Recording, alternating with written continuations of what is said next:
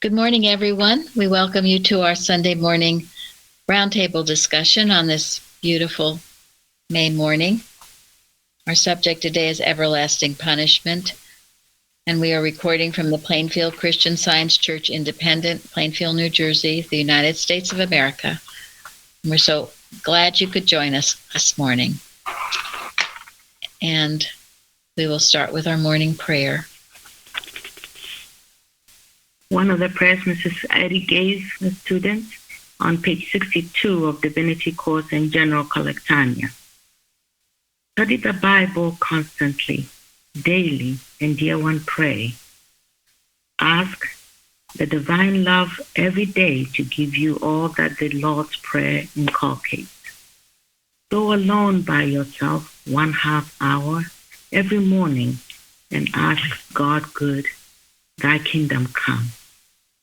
Ask to establish the reign of honesty, peace, and purity in your consciousness, and to overthrow and cast out all that is unlike the Christ love.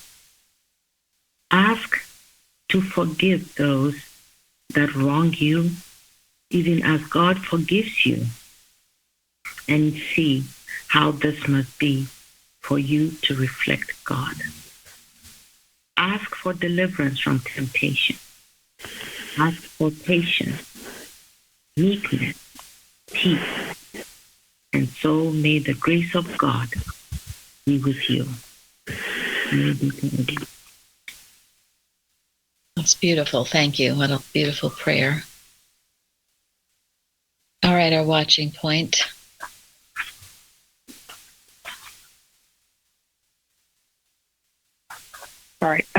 Watch number 430. Watch lest you yield to the temptation to look at yourself humanly as such a hopeless specimen of a sinner that you see no good to yourself or anyone else. Once Mrs. Eddy wrote, quote, "Do not look to matter to tell you your success, but look up, for your harvest is right at hand. You know the Father's love. Trust it. Then when you hear a whisper, 'Now you are a sinner, and so is your punishment. This suffering is the consequence.' Put it out. Put it out. Animal magnetism says you are a sinner when you know you are not. Then empty your thought of fear and say, 'I look to God, my Father, to see what I am. He alone can tell me of myself.' The man who has done wrong must acknowledge that wrong in order to be healed. He must say, 'The animal magnetism which I have allowed to use me is the sinner, and I have a duty to perform in destroying the hold I have permitted it to have on me. I have permitted a lie to represent me, and I must pay the price. But the lie is the sinner and not me.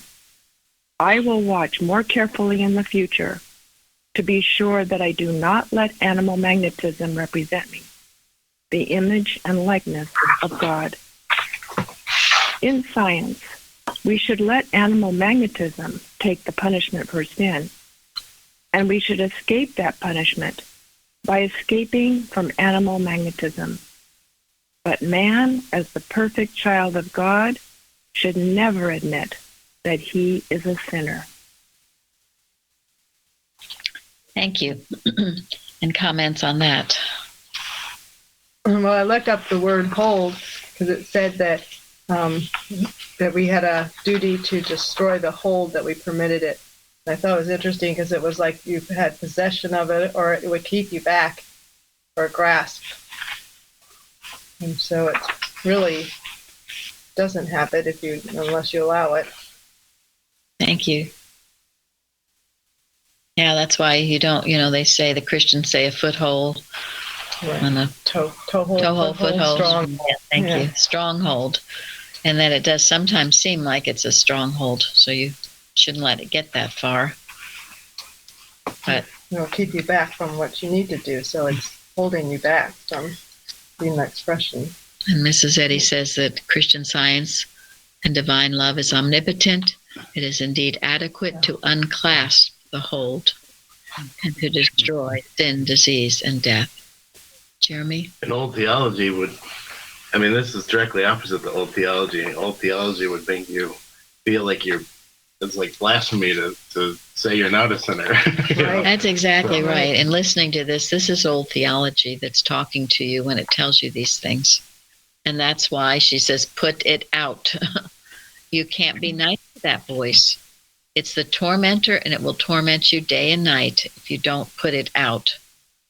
This is what would have happened to Paul, right? Right. He never would have done what he did if he hadn't. He changed, though. He repented, he changed, and then he was strong in putting it out. So how do you escape from animal magnetism? That seemed to be the key to this whole thing, didn't it? Right. By constantly knowing who you are. Florence? No, but we are taught now who we are. We have the right view now. We had the wrong view all along. But now we have the right view. We must stay with it. Stand porter at the door of thought, and to this, absolutely say no to the error that comes to convince you that you are such and such. And also I thought, we don't care what we're doing, dishonoring God in going along with these errors that convince or try to convince us or tempt us that we are such and such. God could not create any of this, the error, the opposite that we are told we are. That's why we have Him only tell us who we are, and we stay with the right view now of what man is.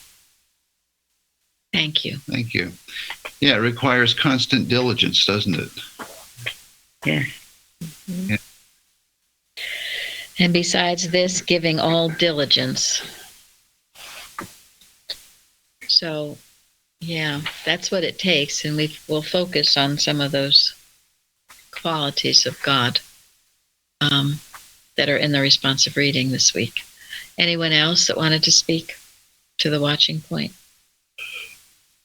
Well, it's animal magnetism is just like it says in individual. God is individual consciousness. That it's just a claim that there's a selfhood apart from God, and there just isn't. There's only one power, one presence, and animal magnetism is just the suggestion that there's something other than the allness of God and that separate selfhood that can be a sinner, but it's powerless. Yes, and you stay with that and you won't be a sinner. But if you don't stay with that and you are a sinner, then you cannot claim all this because this is the dipsy doodle thing that some Christian scientists do. They think they can do anything they want to, and I've heard this. They can do whatever they want to, but there's no sin and there's no evil, so therefore it doesn't matter. And of course we know that is total hogwash, I shall say. This is why science is different than New Age and other things. We have moral principles we must abide by if we want to stay in the Father's house and reap these wonderful benefits that we do as a child of God. Anyone else? All right, is Pilar here? Yes. Okay, Pilar, before we go any farther, Pilar was going to greet us in Spanish. Oh, that's right. Okay, buenos días a todos los participantes de esta reunión. Tengan un buen día. Thank you. Thank you. Very nice. Thank you. And now tell us what you said. It's good morning to all the participants to this reunion. Have a good day. Oh, very nice. Thank you. And please, is there any other who would like to greet us in a native tongue or a language you know well? We'd love to. Please volunteer. It's much better than hearing me slaughter whatever I'm trying to say. So yeah, you can tell me or Florence, right, Florence? Probably nobody here at this table would do a good job. No. We're a little too American. Some of us struggle with English. Yes, exactly. All right, our subject, everlasting punishment, and Lil, the golden text. Let the words of my mouth and the meditation of my heart be acceptable in thy sight, O Lord, my strength and my Redeemer. It's just such a beautiful prayer. To keep that with you. I think that's what they're going to sing this morning, too, at the words of my mouth. It's a beautiful hymn of prayer. And then it goes along with it, that Psalm 51 in the lesson. Another beautiful prayer of David to make me hear joy and gladness. Create in me a clean heart, O God, and renew a right spirit within me. Cast me not away from thy presence, and take not thy Holy Spirit from me. Restore unto me the joy of thy salvation, and uphold me with thy free spirit. When did David write that? After he committed adultery. Yes. After he made that. Bathsheba's husband killed. Yeah, and committed adultery with her. And after he had a child that died, an infant. Mm-hmm. So that's why the prayer is so meaningful, because it came from the bottom of his heart. And it's how he repented, changed his course, and was able to carry on and do good in his life. But that repentance is most important. You can't skip over it. And it has to be sincere. You can't be making the same mistake over and over and over. That's why, what is it that the Catholics do? They go see a confession. Yeah. But I've heard that they go and then they confess, and then they go back and do it again. Yeah, they do it again, and they confess and think they're off the hook. All words. All words, yeah. No. They like having something to confess every Sunday, right? Yeah. That's what a lot of Christians do too. They just think asking forgiveness absolves them, and then they do whatever they want. I was told that as a kid. As long as you ask forgiveness right before you die, all will be well. Wow. But if you don't do that, then you're in big trouble. Which seems very wrong. I didn't know how to explain it. Because you can't explain it. Jeremy had the wisdom of a child. I mean, by that, a wonderful wisdom. He was always having to instruct his parents as to what to do and how to do it, because they didn't seem to have that wisdom, did they? Well, they were only a couple of years older than I was. Yeah, they were. That's true. He had a very, very young mother, and I guess father as well. So he had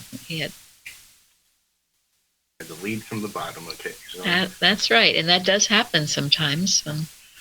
That's why we should always listen to our children, whatever they are saying. Listen, they're saying something, and most of them have a pure heart. If it's been corrupted in any way, still listen. You can figure out what it is they need, or what it is you need to do. Mainly, it's you. So listen. And then in the golden text, where it says, besides this, giving all diligence, virtue, your virtue knowledge, temperance, patience, godliness, and to godliness, brotherly kindness, and to brotherly kindness, charity. Those are all beautiful qualities of God. I know one time in a Mrs. Evans class, we looked all those words up and talked about them, and you can and should too. Some people think they come in a necessary sequence. Others just say that, well, it's just important that you embody those. And as Gary was saying earlier, these are the things that will keep you, well, this is how you escape from animal magnetism, right? By expressing these. Mm-hmm. So, and diligence is also in the lesson later. diligence. No, actually it's not. It's vigilant, but they're similar. Be watchful, sober, and vigilant. Well, Number 5, responsible freedom. Right. Giving all diligence. So what does that diligence mean? Or vigilant? Vigilance. Diligence means to be on your guard all the time. Yeah. Means to be all the time. Watchful. Watchful. Mm-hmm. You must care enough to be watchful. You must care to offend God. Yes. Or disown Him. Mm-hmm. Yep. Thank you, Florence. I think that's the key. If you really care about God, about the truth, about your fellow man, you will be diligent, won't you? Yeah.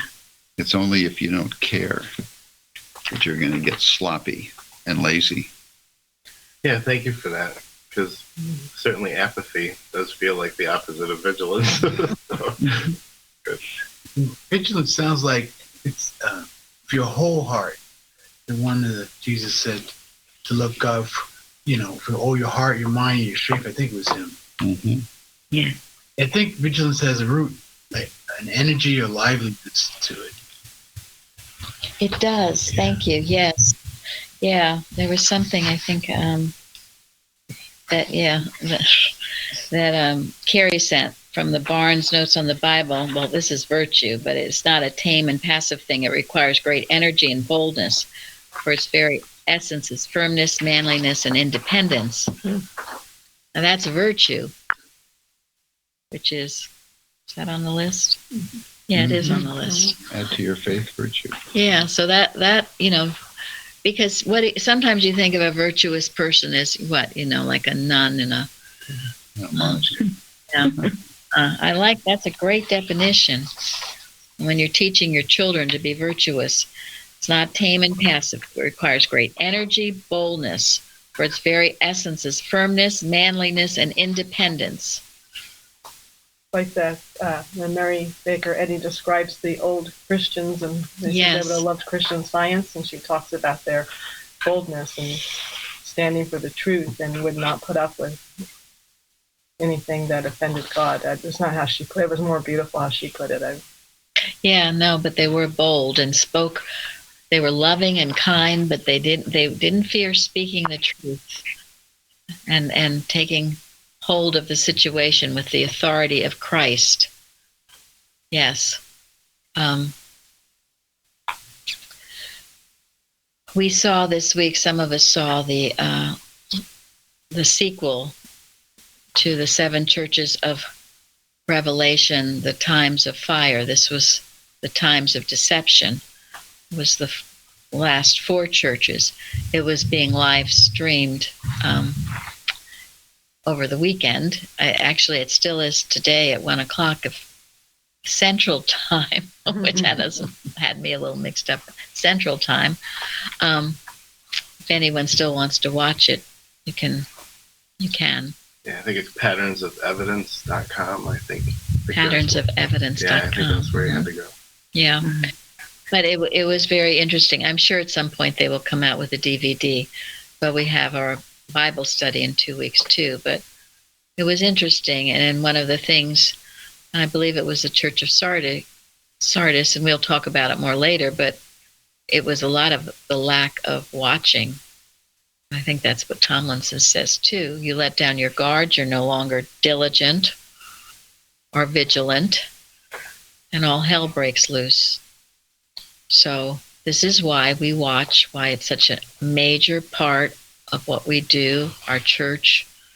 We've done it for over 40 years, and we will continue always to do it. There's a flip side to the nothingness of evil. The flip side is that somehow it tries to mimic good, mimic the truth, and get you to believe it, and get you to follow it. And, Mrs. Eddy somewhere says, error nips at the heel of truth, or something like that. But if you keep your heel on its head It won't bite you. So that's it. We have to acknowledge its claim, but not give it power.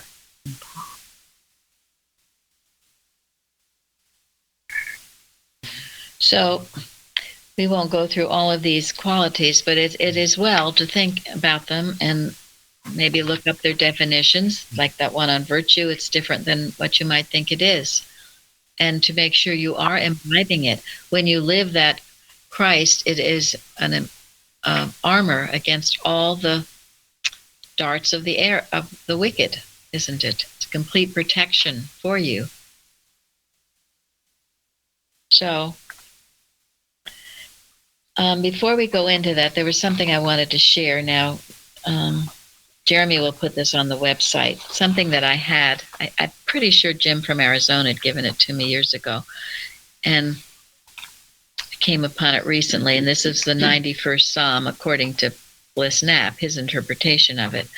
But there's one part that I love so much, and it refers to, for he shall give his angels charge over thee, to keep thee in all thy ways. They shall bear thee up in their hands, lest thou dash thy foot against a stone. And then he says, this is another lovely promise. Read it again and again. Nothing could be more exquisite. He shall give his angels charge over thee. This is meant for you and me. Make this promise the subject of your thought every day for a month. Think about it. Realize it. Charge over thee. Think of this promise. Charge over thee. And your entire life will be changed. You will be uplifted. You are in charge of angels and will be safe, guarded in all ways, health, food, clothing, all the necessities of life, kept from fear of all kind, danger of all kind, a wonderful promise, a thought to keep one smiling, happy, well, strong, vital, young, day in and day out for the rest of your life. I think it's so beautiful. That's why, when people want more and more statements of truth, just take the ones you have and expand on them. Think about them. Use them. This is so beautiful. And that word charge, command given in the name of God, to give instructions to instruct authoritatively to the person or thing, like an angel committed to another's care, custody or management, a trust. Charge over thee. His angels are going to have charge over thee. It's a wonderful promise. And as the hymn says, God's promises are kept. Thank you. I love that. Because every day when you ask, okay, what do I do next? You always get the answer. You always come and let you know. So. That's it. And living with that truth will spare you many things. You don't have to take a fall or have a bad experience when you're knowing this, that his angels are in charge over you, constantly working with it, knowing it. It's just a small thought to think about.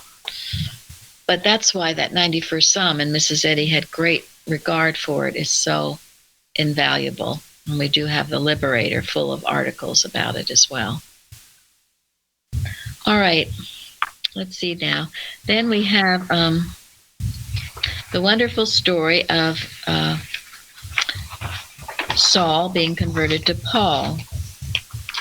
And before we get into that, well, we had a watching point, or not a watching point, a watch message this week, because I think it's so significant, and it's happening today, that there are these conversions going on. People from the worst situations are being visited. Angel visitants, angels charge over thee. You can know this about any loved one you have that you're worried about. It's all through the Bible, isn't it, where they were having angel visitants, and it still goes on. We hear about it in people in prisons, or I heard recently 2 cases of someone, family member, just life being ruined with drugs. And something happened. They had some kind of vision or a dream, an angel visited, and it changed them, and they turned to God. This is the way this is the way to heal the world. We know error destroys itself, yes. But as we read in that watching point, we're not about destroying people. People are the child of God. They're being duped, or they're in a sleep. So work with this always. And know, the Christians call it a great awakening, a revival. We saw that, maybe we talked about this before, but the wonderful movie Woodlawn that Craig gave us, this was the second time we saw it. And wasn't that's what happened, right? Many of them, yes. Yes. They saw the error of their ways. They're fighting and arguing amongst themselves because of color.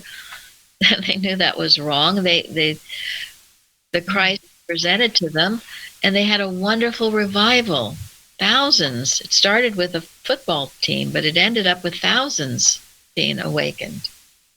And then this was something interesting that came to my attention this week. In New Jersey, the word Frelinghuysen, we have a Dutch member named Jacobus, I guess is how you pronounce it. He would know how to pronounce this correctly, but I'll say Frelinghuysen. Anyway, it's a fairly common name in New Jersey. By that I mean there are various things that are named after Frelinghuysen, but I never knew who Frelinghuysen was. So this says Theodorus Jacobus Frelinghuysen came from the Netherlands to the province of New Jersey in 1720. He was an evangelizing Dutch Reformed minister during the First Great Awakening, one of the fearless missionaries of the First Great Awakening in America.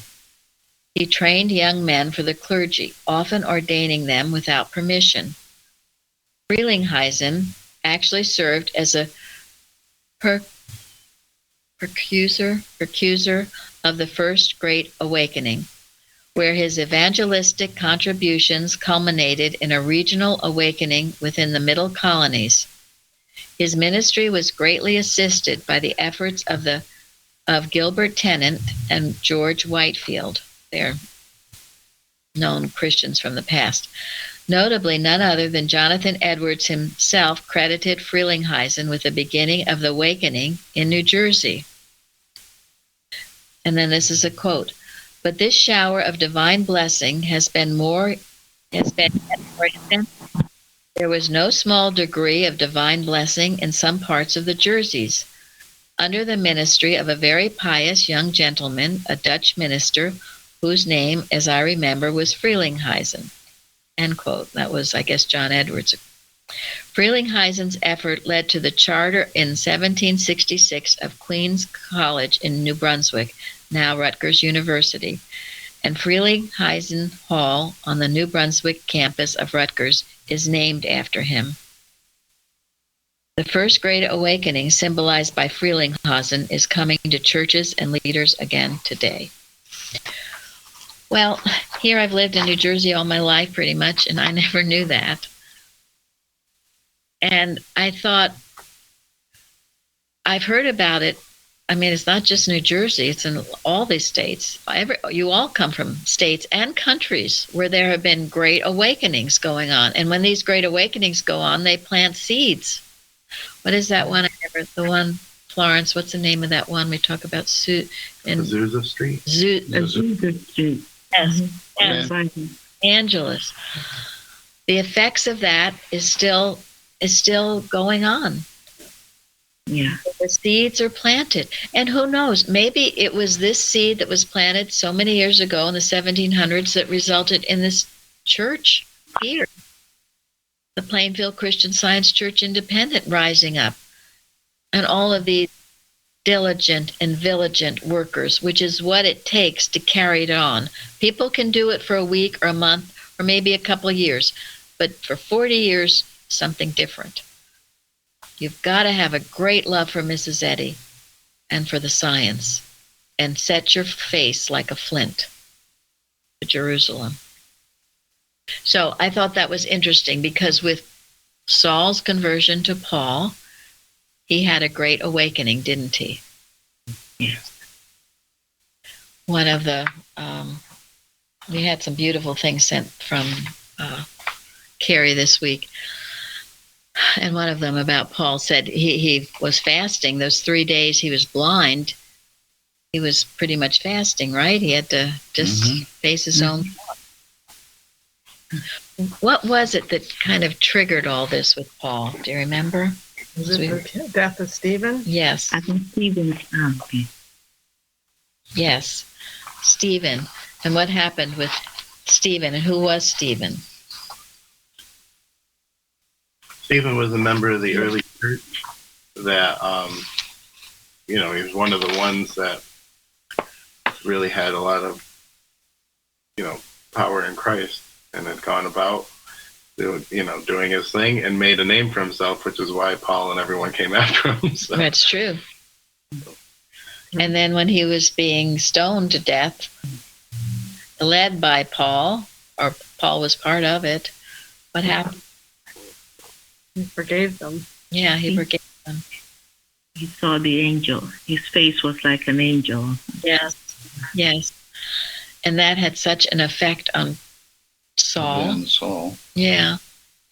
And that is why you must never forget the importance of your example. It speaks much louder than words. What you do, how you act, your neighbors, friends, colleagues, family members, they're noticing what you're doing. They're watching. Who knows when that will bear fruit and seed? If it's not yet, it will.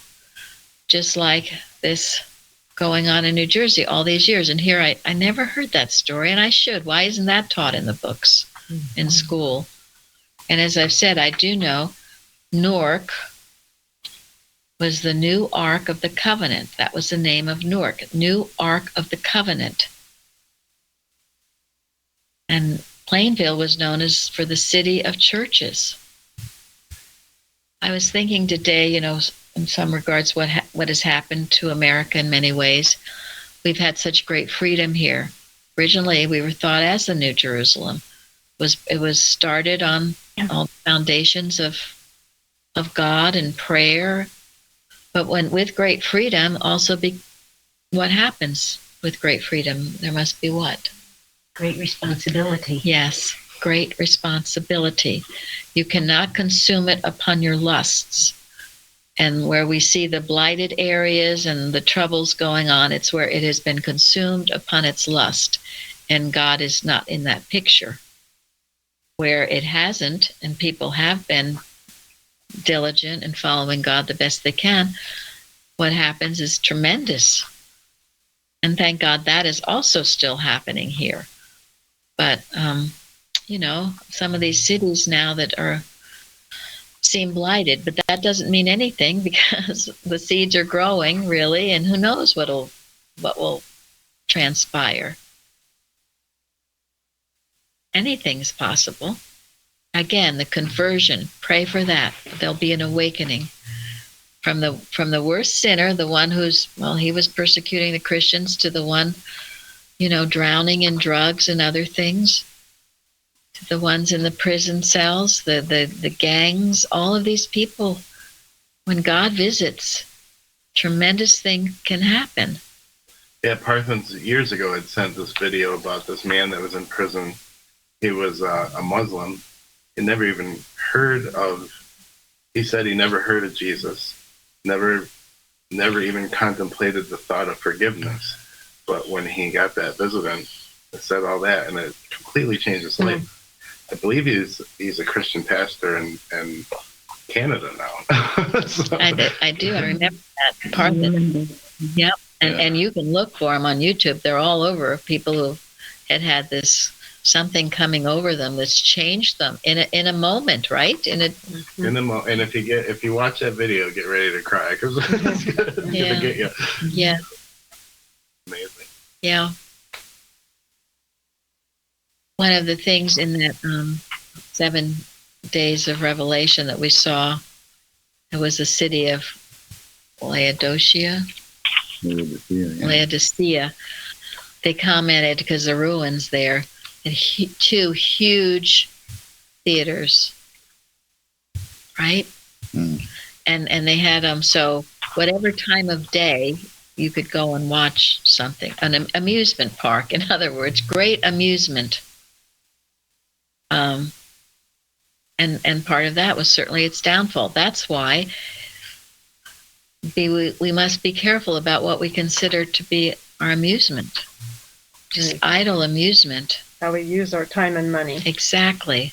Thank you. That was one of the questions that was put to the dear Frenchman who produced this movie, who at the end of the documentary, there were some so-called Christian leaders that they were talking to, and one of them was the French man. And what was the question? Well, how to take your temperature to see whether you were actually lukewarm or hot or cold, and he said that he thought the one way to check is to ask yourself, how are you using your time and your love for God too, and your passion, but how do you use your time, and how are you using your money? And so that was so good. That's a way you can ask yourself, because am I lukewarm? Yeah, you're lukewarm. Or am I hot or cold? Mm-hmm. I'll spew you out. I will spew you out. Yep. Yes. How do you spend your extra time? How do you spend your money? Those are two very important points. And they say a lot about you. They say a lot about you. Yeah.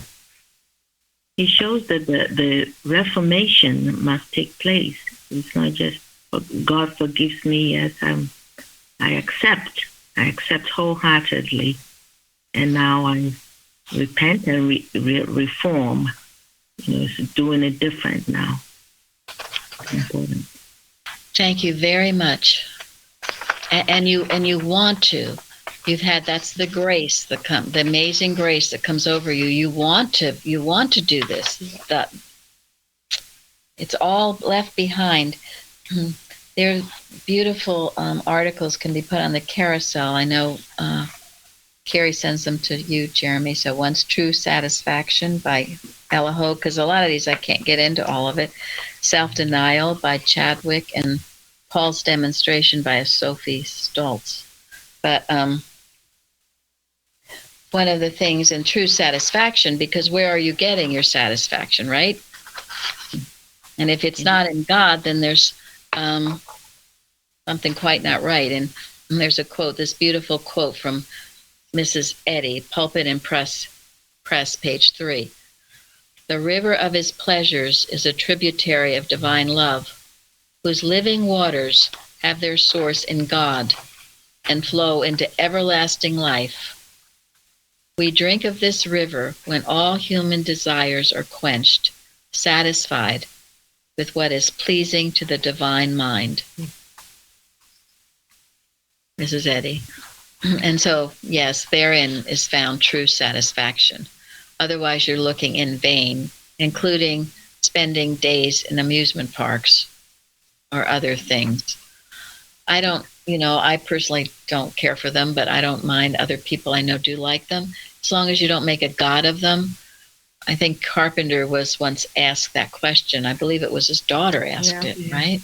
Right, if pleasure was wrong. If pleasure was wrong, and what was his answer? As long as it didn't take you away from God. Yes. As long as it doesn't take you away from God.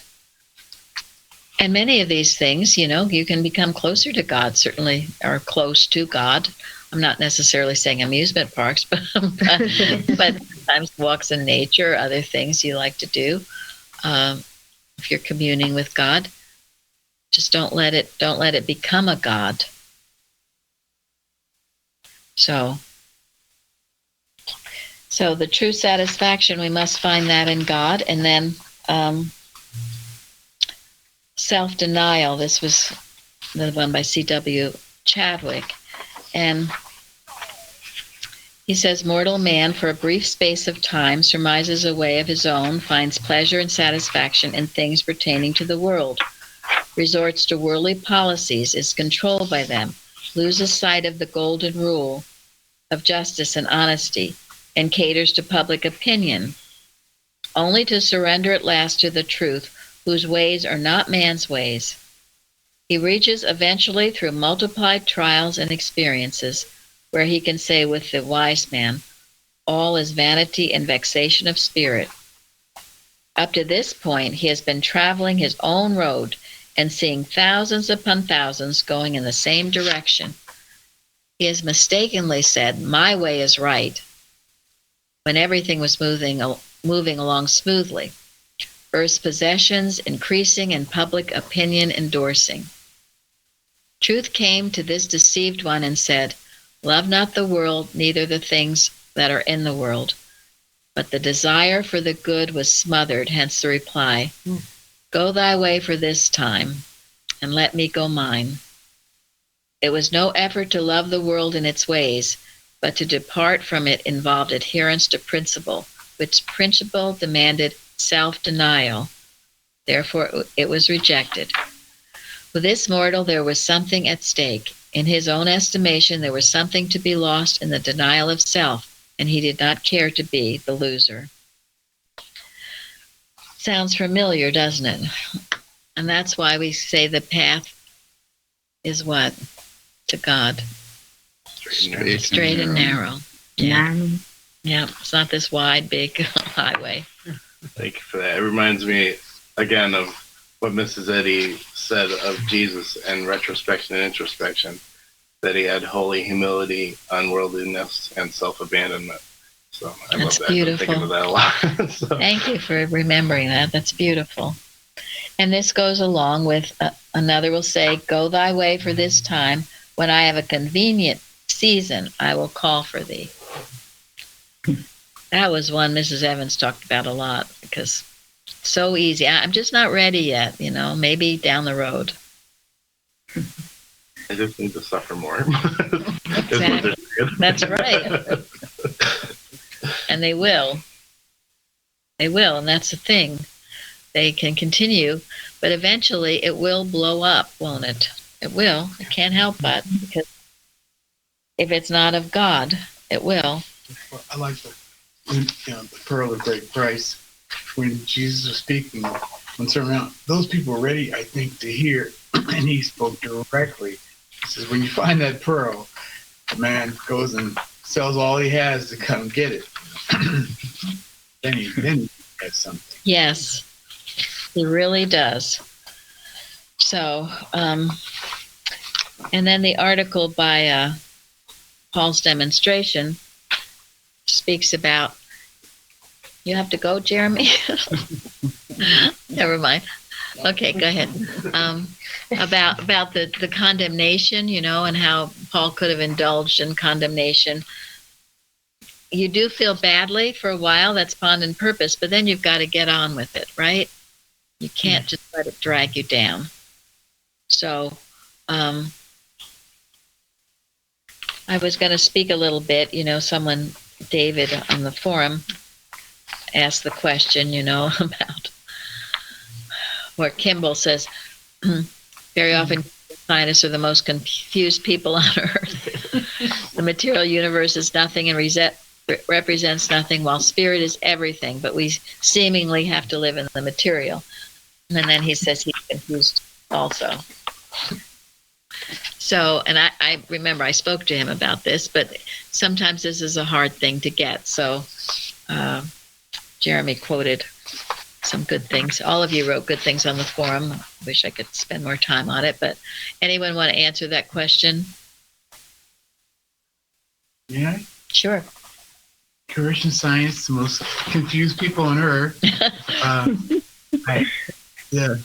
This feels like that they are seeking, but they have not found. They maybe they know something, but they don't really have a grasp yet. And trying to live two worlds, two things.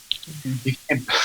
You can't have this and that, and have your sanity actually. So that's beautiful. Thank you, Craig. Well, what does he say about matter? You can have all that's left of it. I mean, yeah, take away. There's no life, truth, intelligence, or substance in matter. So, I mean, if you're looking for something real, in matter, you're gonna have a long search.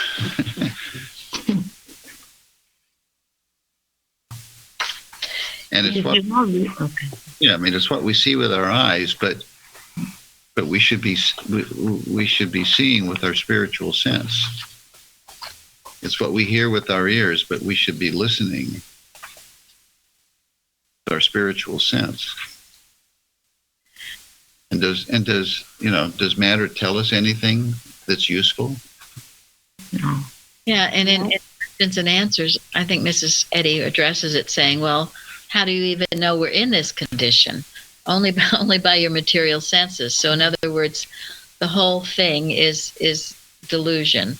But I know that's hard perhaps to understand that. But if you're working through this science, you will. I know as I progress in science, I understand it more and more. It doesn't mean that much. And she even, Mrs. Eddy even advises us, we shouldn't talk about the nothingness of matter until you're ready to actually prove it. Because it inflames, infuriates mortal mind, which is where most people are.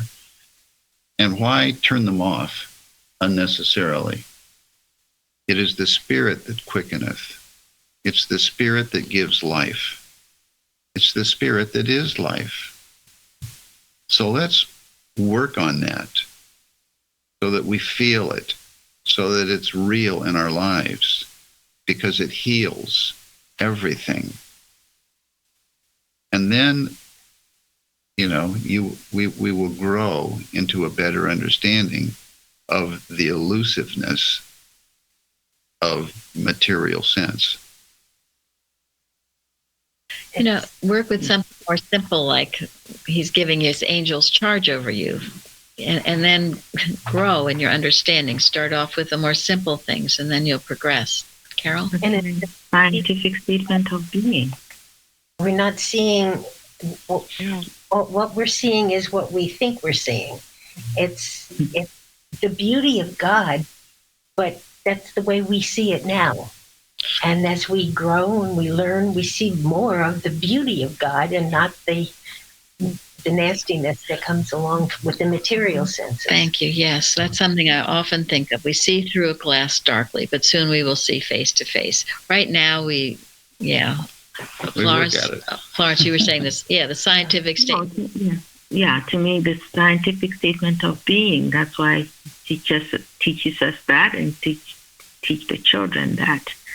Because that repeatedly was something we have to cling to, not just say as if it's one of those blah, blah, blah, blah, quick like that, but say thinking about it continually. That changes. It's the spirit that will tell us who we are, or reveal to us really who we are. Thank you. There is a beautiful article, another Bicknell Young one, called Idea. He says, awakening from a false sense, from the illusion of life and matter, is a blessing, not an affliction, even if it may be painful. It is always a blessing to be undeceived. This is how we sometimes grow out of this illusion, by our suffering. Then he says, evil, disease, sin are never destroyed in the usual meaning of that word, because evil, disease, and sin are never something. They appear to be destroyed by the scientific perception that good is the only entity, and that error, whatever its name or nature, is a false sense or ignorance of good. To deny evil as evil, to make statements of truth which one thinks will do something to an error, is to build it up. We deny evil because there is no evil. And that's true of matter too. And that's what sometimes people, it goes on. It's a wonderful article. We'll put that on the website too. People build up their problems because they're trying to get rid of something. Okay, I got to get rid of this thing. And they build it up. And sometimes it even gets worse. You're not trying to get rid of something. You're trying to acknowledge the allness. I shouldn't use that word, trying. You are acknowledging the allness of God. God is all. And that will raise you up, and everything that's not of God will disappear into its native nothingness. These are very important points. But our bell has rung, and Gary will end with, again, something that... Just the excerpt. Yeah, something that Carrie found. This is from, yes, thank you, Carrie. This is from an article by Joseph Alden entitled The Roads of Damascus from one of the periodicals, 1915 Sentinel. I quote, "We may readily suppose that there was dread among the Christians in Damascus when it became known that Saul, a powerful member of the great Sanhedrin and an uncompromising enemy of the Christian sect, was on his way to the city to arrest such of them as he could find evidence against, to take them bound to Jerusalem, there to be tried before the ecclesiastical court. Accustomed though they were to the sneers and taunts and indignities heaped upon them by the people of Damascus, many stout hearts doubtless quailed before the announcement of Saul's approach. His reputation for unbending judgment had preceded him. He came armed with a high priest's commission and accompanied by a soldier band. He spared none and granted no quarter. The day appointed for Saul's arrival came and went in Damascus, but Saul was not seen. The Christians paused as they met to question each other of the probable cause of his non-appearance. Had he abandoned his proposed trip? Or had he simply stopped on his way to visit swift vengeance upon some other city in his path? Had he been detained in Jerusalem? Or had some more important duty claimed his first attention? Was Damascus to be spared now only to receive the dread visitation at a later time? One day there appeared in the synagogues of Damascus a new disciple of the Nazarene. Unheralded he came, yet he had the air of one in authority.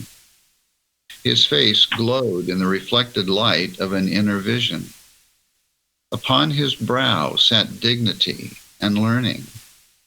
His speech was golden with words of truth and soberness. His bearing was that of one accustomed to be obeyed. But in his look there was kindness and justice and mercy. When he spoke, he commanded quick attention, for his message burned with earnestness and power. It was Paul, the ambassador of Christ, come to Damascus on a mission of peace and goodwill. Paul departed from Jerusalem, the proud defender of an empty ritualism. He came to Damascus, the humble expounder of a living faith. Yesterday, he bore the haughty title of Pharisee. Today, he wears the simple livery of the humble Nazarene. End quote. Beautiful conversion. Thank you all for joining us today. Thank you. Thank you.